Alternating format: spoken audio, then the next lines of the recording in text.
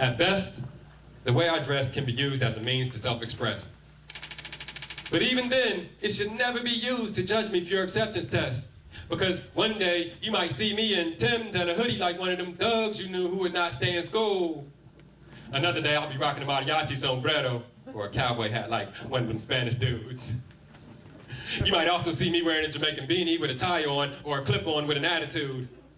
Glasses, shades, or contacts, dress shirt, t-shirt, sweatpants, suits, or blue suede shoes. Yes, some people think they know all of what I have to say just by looking at the way that I dress. I've heard that clothes make the man, but I thought that man makes the clothes.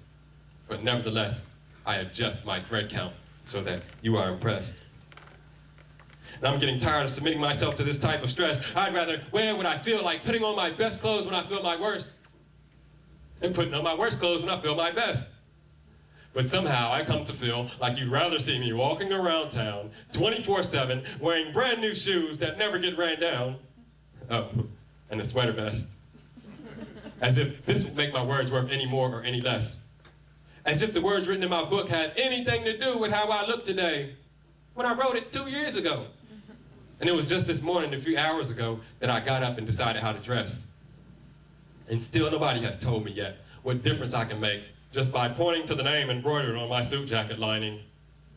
I've searched far and wide for an answer, but all the fashion experts hide when I ask them, what part of the heart are these materials defining? Honestly,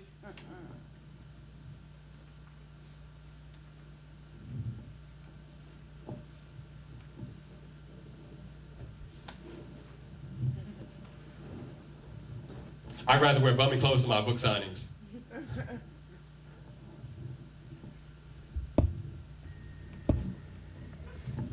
Maybe wear a few holes to my book signings. But then how many of you would buy me? How many of you would walk by me? Better yet, how many of you would even say hi to me? To get any response, I'd probably have to have a mirror sitting next to me, look into the mirror and reply, hi, me. And by the end of the day, I'd probably grow to dislike you and tell you to kiss my hiney.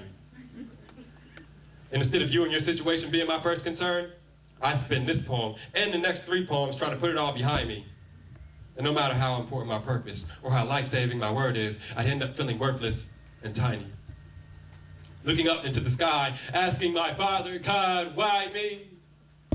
Wondering if you have the problem, or if I had the problem, or is he just trying to try me? Pushing me to the point of losing my purpose. So when death comes, I just accept it and say, finally.